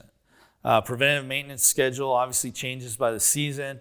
For us, we're going to look at that boiler, make sure, or the hot water heater's set up, and make sure that it's not too hot and not too cold. HVAC or heater, you can service those units if you have staff. You want to be on that 30-day method in the summer with changing out air filters or dropping them off. That's a choice. You can make that choice. You can also have your air conditioner serviced. For us, April, May, we can send our tech to a building and have them service all the units. And it might take him 2 or 3 trips. He's not going to get in all of them all at once, but they do things like they check the drain, they check the coil, make sure it's clean, they make sure everything starts, turn it on, sometimes check the freon levels, those kind of things. So that's just, you can do some preventative maintenance, or the first day it gets over 100, you're going to get, 25% of your tenants calling because their air won't turn on. So that's a choice. It's up to you. Pest control. In our state, we're required to provide a pest-free unit to the tenant, but once they move in, if they bring bed bugs, it's on them. If they bring roaches, it's on them, and they do. Tenants will bring everything you could imagine, and you would look at the people and you would think, why did they bring this mattress, or why did they bring this? But everyone's different. So we provide a clean, pest-free unit at move-in. If a tenant abuses that or causes a mess, we sometimes, we still treat it. We still take care of the problem because you don't want that running rampant through your building, but we do bill the tenant accordingly. We have a full checklist in our documents section, so take that and take a look at it. Talking about relationship, I try to stress relationship. Pay your contractors the right amount as soon as the job's done or as soon as feasible. I have a great relationship with my contractors. I really appreciate them, right? I tell them thank you, please. I say as soon as you can get to this. I say, hey, this isn't an emergency to me, but I'd like for you to get this done when you get a chance. For me, I treat people like I want to be treated, right? The golden rule. I think I've developed that relationship over the years, or that ideology over the years. But if you talk to your contractors, you'll have contractors that'll tell you, oh, hey, that guy? Oh, yeah. He hired me, and I went over there and I gave him a price and did all this work. And then when I was done, then he told me, I can't pay you that. And why would I want to pay that much for a job? I would never do that. And for me, I don't like that. I don't like to treat people like that. So make sure you get a good, solid estimate before someone starts your job, so there's no surprises. Don't take your time to pay people, right? They did the work for you, pay them. Either ask them for an invoice. If you're waiting on them to bill you, that's one thing. But when you get that invoice, you need to pay them and do whatever you got to do. Mail it to them, call them. I carry around a checkbook, and anytime I get communication from anybody, I try to stop what I'm doing or have my staff, deliver a check to them. So I don't negotiate when I'm done, a price when it's done. make sure you negotiate up front. That'll save your relationship with that contractor, that tenant. And then again, we have a great relationship with our plumber, and he brought us a deal, and we bought 30 some units, a couple $1,000,000. So that relationship brought that. So just to stress relationship again, our relationships with our contractors, our relationship with our escrow officer, our title company, attorneys, with our bank, our bankers, our bank tellers, loan officers, our accounting firm, our suppliers. We use Home Depot, we use Lowe's, we have a glass company that we work with, and relationship with property managers, when we're buying property or taking over, whatever. And also, ultimately, our relationship with our tenants. Relationship. It's so important to be kind and stay humble and just cultivate those relationships. One thing that we've talked about over and over is the renters need insurance. And I just can't stress it enough. You are getting a lot of information from me that I've learned painfully. So we had a fire. The tenant caused the fire by leaving the bathroom fan on. We don't know if it was making noise. We don't know if it was frozen. We don't know what exactly happened. All we got was a big bill and a claim against our insurance. So it triggered us to learn a lesson and to require liability to landlord insurance, either to be provided, proof provided to us at time of move-in, or through our property management software, we're requiring it. They're paying us. So just really don't think about it, do it, use it. Make sure, put in the effort, do the work, and set that up. The property management software that we use is called AppFolio. We've talked about writing stuff down on the back of a napkin. We've talked about making an Excel spreadsheet or some kind of a Google sheet that you can use to track income and expenses. For us, AppFolio is wonderful. AppFolio helps us, and we're going to talk a little bit about that in our leverage and scale model. But AppFolio is a proven management system that'll help you stay organized and on task in order to serve your tenants and to keep your property in top condition. So AppFolio is self-management made easy. We have a slide here. I'm not trying to sell you AppFolio. I love AppFolio. I use it constantly. But what I'm trying to sell you on is to make sure that you use a method of management that is readily available to you. It's at your fingertips. You can get that information as fast as you need it. So with AppFolio, remember one of our 3 KPIs was delinquency. What we wanted to be able to print a delinquency report and then add a note to it. And the way that it works in AppFolio is you can pull the report, but you can't add a note directly to the delinquency report.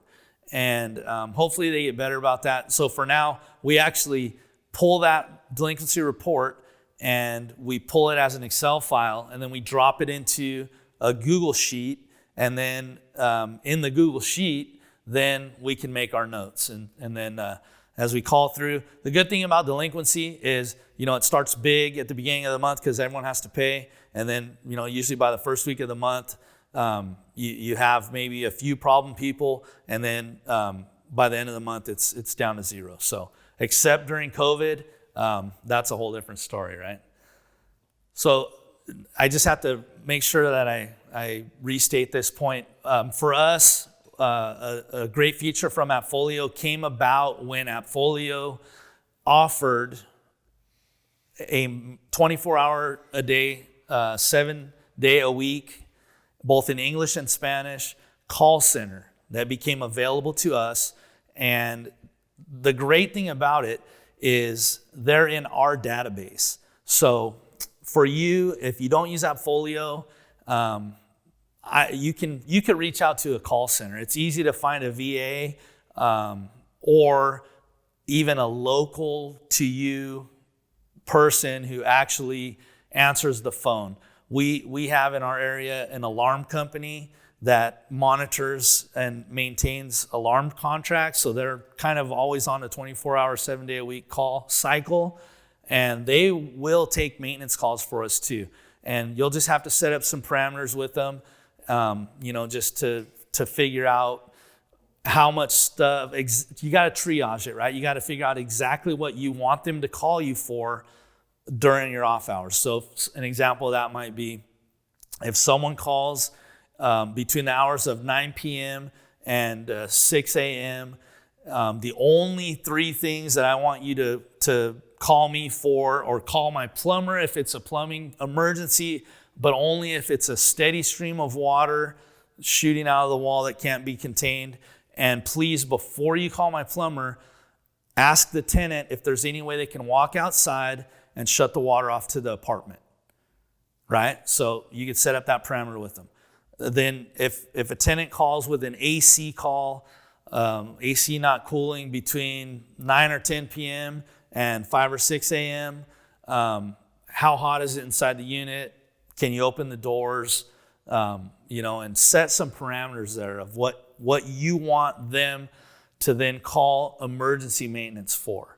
And then, obviously if there's any emergency, a fire, a gas leak, electrical shorting, those kind of things, they should call 911, right? But some people, need to be reminded of that. So other than that, then the rest of the call center time, for us, a trick that we use is we use a VoIP, and that's just a voice over internet protocol, or voice over internet phone. And what it does for us is it allowed us to create a phone number that's the main central hub to our business. And we use this phone number for everything related to our business. And we have calls that are routed to us, or the call comes in and our answering system or our phone tree answers the phone, says, "Welcome to our property management," and then says, for English or Spanish, choose a prompt. And then those prompts are then forwarded, to the right person or the right staff member. Or if it's for maintenance, they're forwarded for us directly to the Appfolio maintenance call center. For you, just to start off, to have this phone tree, just so that all the tenants are calling that phone tree. And the reason that's important is, like for me, I have had my cell phone for many years, and I was dealing with everybody with my cell phone because I didn't want to carry 2 cell phones. I just gave them my cell phone number. Well, when it came time for me to hand over some of my day-to-day to staff, I couldn't hand over my cell phone, right? So now I have this one phone number that everyone calls no matter what, and it's simple for me to open that app and to say, anyone that calls for extension 1 goes to this cell phone number. And the tenant doesn't get that number, but it just prompts them when they push 1, and it can go to this guy. And then option 2 can go to this guy, or you can even have them cascade. So option 1 goes to this person. If they don't answer, it goes to the second person. If they don't answer, it goes to the third person. And after all of that, and no one answers, then there's the option for them to leave a message. And then they can either leave a message or not. And then when they hang up, then they automatically get a text back from that number that says, we have a pre-recorded, a pre-typed response. And it says, "Sorry, we weren't able to take your call, but if you're looking for an apartment, please visit our website." And we give our website, and please click on the Apply Now button, right? So we're using this this phone tree just to save us time, right? Because some people don't want to talk to you anyway. And right when you text them, then they pick up that they can text, and you'll never have a phone call from them again. And then, we all love texting because the urgency is not there. We can get to it when we get to it, and we can pick up and drop out of a conversation, pretty seamlessly. But the other thing it does for us is, however they got our number, if they're trying to get to leasing from us or look for a vacancy or look for a unit, it automatically sends them to our website. And all of our vacancy is posted on that website already. And when they look at that vacancy, they're going to get all the questions answered that they were going to ask me when I answered the phone. How much is the rent for the unit? What's the move-in fee? What's available? How many bedrooms? Do you have pictures? All these things are going to get answered. And they're also going to click apply now, and I'm going to collect their information. And I'm going to get their name, I'm going to get their phone number, hopefully some kind of an address from them, and for sure an email address. And that information, once it's into my system, I can just click a button and convert them to a tenant, or click a button, send them a rental application. That is also in the system. Once the rental application is completed, then I can convert them to a tenant. So it's just, again, we're trying to streamline the process, and you'll see why this matters in our last module, which is leverage to scale. But we're trying to create a system here that we can manage 20 units, or we can manage 20,000 units. And it all follows the same system. The only difference is the number of employees that are necessary to make that system work. Takeaways from here: our Grasshopper, you press 1 for English or Spanish, you press 1 for maintenance, press 2 for sales and leasing. We also have some other businesses that we run through there. We have a storage business and a laundromat that we have them in that same phone tree, just for the reason I explained in the beginning, because if at any point we want to push that phone call in any direction, it doesn't require having everybody relearn your number. And again, the call center, if you're using AppFolio, I recommend using that maintenance call center. When a tenant calls in, they open that, the operator is in front of that computer or in front of that software, and then when they take the call, they say, "Hello, yes, this is Mr. Smith in Unit 123," and they're in my AppFolio. They're in my property management software, where my maintenance orders are created, where my work orders are created, where everything is tracked, all the way down to payroll, all of our hours, everything's in there. So that will save you a lot of frustration and keep you from being that landlord that gets all those calls. And it's kind of what a lot of people are scared of if they've never been a landlord.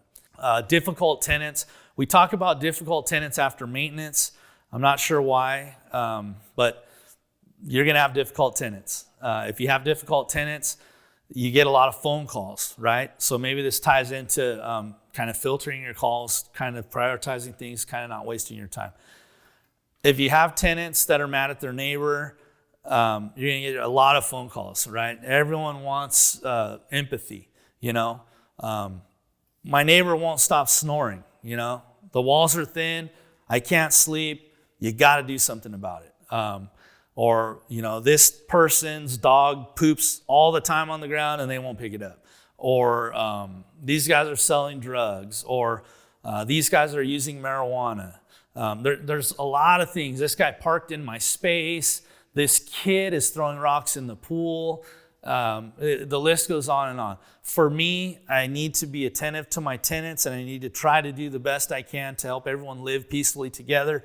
But I also don't need a barrage of phone calls all day long. I have things to do. I need to stay focused. So the phone tree kind of helps you prioritize those complaints.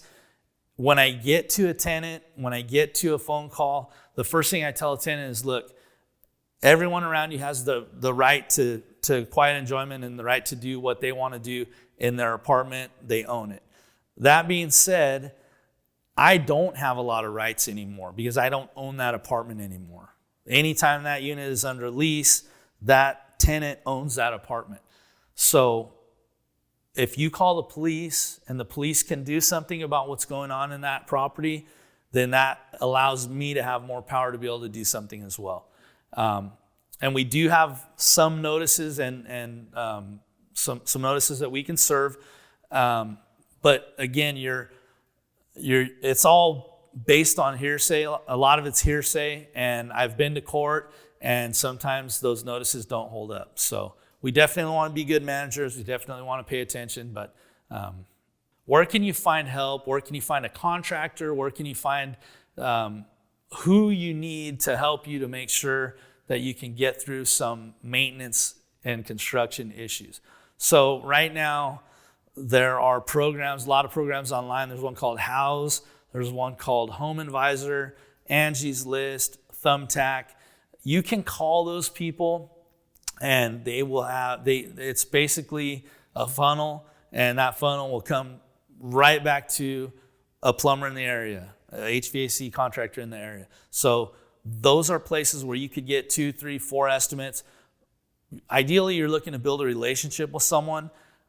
So you might want to try people out until you're happy with somebody. And then once you find a good HVAC contractor, you might ask them, hey, do you do electrical? Or do you know of a good electrical contractor? Or a plumber? These guys run together. In my experience, when you find someone that you can build a good relationship with, typically they have like-minded colleagues that are in other trades that you can work together with. Sometimes we turn the tenant into the plumber. I've had this happen to me before when I was taking a lot of call, and I made sure that when I implemented my process with Appfolio through the call center, I made sure this was the first thing that anyone said when they called and said they had a plugged toilet. I say, your toilet's plugged? Yes. Okay. How long have you lived there? I've lived there for 3 years. Okay. When you moved in, was your toilet plugged? No. For the last 3 years, has your toilet been plugged? No. Okay. Can you do me a favor and can you grab a plunger? And do your best to get that thing cleared. And a lot of times it works. So is a property manager going to take the time to ask the tenant to use a plunger? I don't know.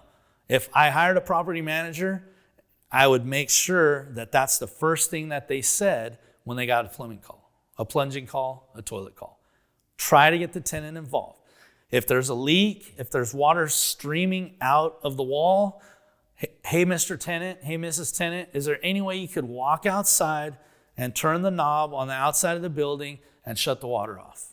That would be wonderful, right? That could stop, hundreds to thousands of dollars of damage, depending on how fast we can get there. Hey, Mr. or Mrs. Tenant, your air conditioner's not working. Is there any way you can go into that closet and turn the breakers off and back on to see if maybe the breaker's tripped and maybe you can get your air conditioner back working, your refrigerator back working, your outlets and your lights, whatever the case is. Breakers blow, and if you can talk a tenant through some basic things, it can save you a lot of time and save them a lot of frustration. If the toilet's plugged and you can't get there for an hour and they're dancing around because they got to go, if they can plunge that toilet and use the restroom, and it saves them an hour of looking at the clock and waiting for you because you just can't get there because you're too far away or whatever the situation is. Or your plumber. If your plumber is already on a plumbing call and he can't get there until he finishes this one, the tenant's could be upset. You give them a solution, you give them a way that they can solve their problem right now immediately. It makes them happy. And then when they plunge it once and it works, then they're probably going to plunge it from now on before they call you, right? So same thing with an air conditioner goes out. It's the temperature's rising in the apartment. Your AC guy he's got 5 calls ahead of you, right? Because it's the middle of summer. So a tenant can go in their closet, hit a circuit breaker, the air comes back on. Wow, that's wonderful, right? They're happy because they didn't sit there for 5 hours and sweat, right? So try to turn the tenant into the contractor. Hiring a property management company. We've been over this. A true passive income comes from being totally hands-off, right? Syndications, partnerships, you're not involved, right? That's passive income. For me, I love passive income. I love Rich Dad, Poor Dad. I love talking about passive income, making money when you sleep, always be earning. But for me, the velocity of being a participant and growing my income is more important than it is for me to be truly passive. You have to make that choice and you have to decide. But I can tell you, the more time you spend working on your business, the faster you're going to achieve your results. Be sure to manage your manager. Be sure to require flash sheets from your manager dealing with delinquency, vacancy, and maintenance. The property manager interview process. We hit on this. We're trying to beat this stuff to death so that you don't miss something. What are your fees? What are your procedures? How many properties do you manage? Do you have enough staff? How many staff do you have? Rule of thumb in the property management business, 100 units, 1 full-time maintenance person, right? So talk to this manager. Interview them, ask them, how many properties do you manage? How many staff do you have? For me, again, I always put the challenge out there. If there's a property manager that can do a better job than me and make more money for me than I'm making for myself and cover their own fee, I'll hire you today. Come and talk to me, call me, interview me. I'd love to have you. I want results. I want success. A property manager once told me the best property manager is the owner because they're the ones that are going to care the most about the property. Well, that's a cop-out. I'm paying you to do a job. Why should I be doing a job better than you if I'm paying you to do it, right? So interview. Property managers generally increase their fee so they can increase their profits and bottom line. There are property management seminars that you can go to that will tell you as a property manager how to make more money off of the landlord and off of the tenant. They'll want to charge you for applications. Every time a tenant applies, it's going to take me time, so I want you to pay me X amount of dollars for every application. Or they want the tenant to pay an application fee. Well, for me, what that does is that disqualifies tenants, right? Because they're going to look at this property and they might like it or they might not, but now there's a $50 application fee. So I'm not even sure I like the property yet, but I'm going to go ahead and pay $50 to see if these guys will accept me, right? For me, no application fee. And again, I'm full. If they're full and they're always full and they're charging application fees, more power to them. We also saw one bottom line where the property management company charged the landlord workman's comp. So they said, well, it's your employee because he's on your property, so we're going to charge you for the workman's comp. Again, property managers are in it for themselves. That's why it's always more profitable to be your own property manager. Some questions you want to ask your property manager just to go over them again. What are your processes and procedures? What systems do you have in place for each role? What are your roles? What roles do you require, right? We have a leasing agent. We have, some have an accountant or a bookkeeper. We have a property management, we have a maintenance supervisor. We have maintenance staff. And then what contract services do you hire? Do you have your own landscaping company that you're charging me for every month? Or are you going to get me 3 quotes on landscaping for my property of 3 people that you work with so that I can pick the one that I like? Or are you doing anything to control my costs? Or are you just using the landscaping person that you like because it's convenient and easy for you and you don't really keep a tight rein on expenses, right? So those things are important. So questions to ask a property manager. Again, what are your processes and procedures? And you can give them ours, or you can ask for theirs first. You can compare theirs to ours, and then you can decide if you want to inject maybe some of the ideas that we're giving you to help your property manager. Because we're a property manager. We love property managers.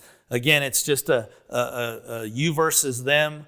Who gets to keep the profits? So that's what we want to just teach you here. What's their fee structure? You want to see a schedule of fee structure. Again, how many staff do they have per unit? We talked about the 100 units to 1 maintenance person. Where's their organizational chart? How do they plan to operate your project? And who is your point of contact within their organization? Who's going to be sending you the flash sheets? When you have questions, who do you contact? Software. Are they using software? What software do they use? Does that software allow you access to it? Again, Appfolio has an owner's login, and the owner can log in, and the property manager can select what information the owner's allowed to see about their own property. Property management agreement, everybody's going to have you sign one. You could ask for the property management agreement in the interview process, where you can just take that with you and take some time to read through it. I know in my area, most property management agreements are month to month. I don't know that I would want to manage for anyone month to month, because I'm going to invest a lot in them. I'm going to teach them all my processes. And so again, that's a choice that you need to make, but definitely ask for a copy of the property management agreement. The game plan, what is your goal for the property? Is the property already stabilized and it just needs day to day? Like if someone came to me to be my property manager, I would be giving them a lot of information, a lot of processes and procedures that I already have in place, right? So what are their processes and procedures, and can they show them to you? And then is there any upside? Is there any upside to the property available? So back to a story several modules ago, there's two properties, one on each side of the road. One's renting for $300 a month, one's renting for $700 a month. One property manager over here, one property manager over there. This property at $300 a month definitely has upside. Why isn't this property manager pushing rents? What is your property manager going to do? What does he need from you? Does he need you to do some remodels, some rehab? How much is that going to cost? How long is it going to take? And how soon can you start seeing the $700 a month rents on this side of the road? Communication and reporting. Again, for us, we talk about daily, weekly, monthly, annually. We're looking at our information every day, and we want to make sure that we have up-to-date and accurate information. If you have a water leak at a property and you get a water bill 30 days after the leak, you could have cost yourself several $1,000s, right? And sometimes leaks can go undetected. Leaks can go into drains, or they can be underground. The water leaking is super expensive. So that's something that you want to have your water bill. You want to see what it is. You want to compare it to the month before. Property management limits. Ask your property manager what limits they set, or what minimum amount of repair they would like to do without contacting you. I've seen property management agreements where an owner of a property would agree that a property manager could do any repair to anything on the property if it was $250 or below. To me, that's a ton of money, because what happens? You get a plumbing call and the plumber says it's $200 to get out here, and they said, all right, do it. Or you say, well, let me have the tenant try the plunger first, right? $200. But again, property managers are in a hurry. Property managers are there to make money. And so if they can get a call from a tenant and take care of that call by calling the plumber, as long as it's $249 or lower, nothing else has to be done. And you can get 3 or 4 of those in a month, right? So I would set my limit with the property manager pretty low. And I would say that if it's not something that a handyman couldn't take care of in a 1-hour trip charge, which for us is $25, you might want to give me a call, because I might want a couple estimates. I can't tell you how many times I've seen property managers charge a landlord 3 plumbing charges for the same plugged toilet. So in other words, today I get a call, toilet's plugged. Send the plumber out. They say the drain's cleared. The tenant uses the restroom. 3, 4, or 5 hours later, maybe the next day, same tenant calls, plugged toilet. So that drain's been fine for 3 months, and now it plugged today, and the plumber went out, took care of it. It plugged again the next day. The plumber went out, said it was taken care of. It plugged a third day, and finally, on the third attempt, the plumber finally cleared the drain, and then you didn't have another problem for 3 months, 6 months, a year, whatever. So would that be 3 plumbing calls, or would that be 1 plumbing call that the plumber didn't get the job taken care of the first time, nor did he get it taken care of the second time, and it took him until the third time to get that drain cleared? And did he charge you all 3 times?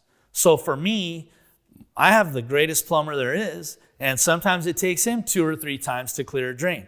And what's great about him and the relationship that I have with him is, look, we both know that you didn't clear the drain the first time. So why would you try to charge me a second time? And then we know you didn't clean it the second time. Why would you try to charge me again the third time? I'll be happy to pay you for doing the job. But does your property manager hold their contractors accountable? That's super important to me. So set your limits. Don't think about it as not being bothered. Think about it as that's your money. Looking at leasing, our leases have some rules. We call them house rules. Each lease is really going to be state specific. So you want to kind of check with property managers. As part of your interview, you can ask them for a copy of the lease that they use. In our state, the Arizona Association of Realtors has leases. Community rules for us, our insurance doesn't want barbecue grills. So we say no barbecue grills on the porch or under the patios. Obviously, crime. In our state, we have what's known as a crime-free addendum. And basically it says that anytime a crime is committed on a property by a tenant or a guest that the tenant has allowed on the property, the lease is void. So for us, the crime-free addendum is important. We have statements in our leases that there's no car washing. We don't have an on-site car wash, right? We don't let you work on your car in the parking lot. That's just not what we're there for numerous reasons, right? Our state has what's called the right to quiet enjoyment. So basically that means don't bother another tenant. We all have tenants sometimes that move in that might be super needy or might be used to asking everyone around them for help when they need anything. So, do you have any toilet paper? No. Can I use your phone? No. Can I use your phone charger? No. Can you give me a ride somewhere? No. Can I borrow or bum a cigarette? No. Can I get $5? No.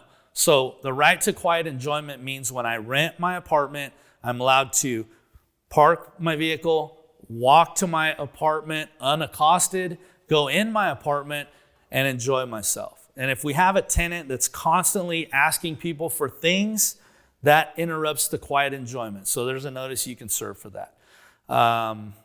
We talk about trash and storage items. We don't allow anything on the porch, anything out in front of the apartment. We want to drive by that apartment and it looks like it's vacant, right? It's clean, it's brand new, nothing's piled around it. Garbage and rubbish. Kind of the same thing. We don't want you hoarding. We don't want really to know that you're there from the outside. People have been known to put things up in the window, and we put blinds, the same blinds in every window. And so when you drive by, you see a real nice, consistent picture. Once in a while, with all the heat, you'll see some tinfoil. You'll see people hanging something inside the window, between the window and the blind. We don't allow that. We want it to look nice from the outside. Pets, for us, we allow pets on our property. We do charge pet rent, and we also require that if a dog goes to the bathroom, that the tenant cleans it up, right? And if they don't do it, we charge them a fine or a fee for that. So set some rules and follow those rules. So another thing that's great about Appfolio, another point of the services or the features that they use, we kind of went through getting them direct to our website, clicking the Apply Now button, being able to convert them to a tenant, being able to send them that lease. In Appfolio, they allow them to electronically sign their lease. They don't have to print it. They don't have to print it, sign it, scan it, and email it back. All they have to do is just click a button, and that's their digital signature, and then it comes right back to us. We execute the lease, and once we execute, then it automatically goes into the cloud, and it holds on to that lease forever. It also gives us all the contact information. Again, it pushes right through. So with email addresses, sometimes you'll miss a letter, miss a number, miss a space, whatever, an underscore, and you just totally lost that address. So what we do lets them enter their information, and then we just communicate from there. Manager accountability. Make sure whether you're using a professional property manager or whether you have a member of your own team, acting as a property manager, that you follow our KPIs and use the 3 steps, the 3 important indicators to manage them. SOPs. We've included in our Business in a Box a list of our SOPs. Please use those SOPs to run your business. Having an effective management team in place will save you money, increase your profits, and help you to leverage and scale. Always look for the most cost-effective option. What is your NOI goal? Do you have a property that you have set a goal in NOI? What is your NOI goal?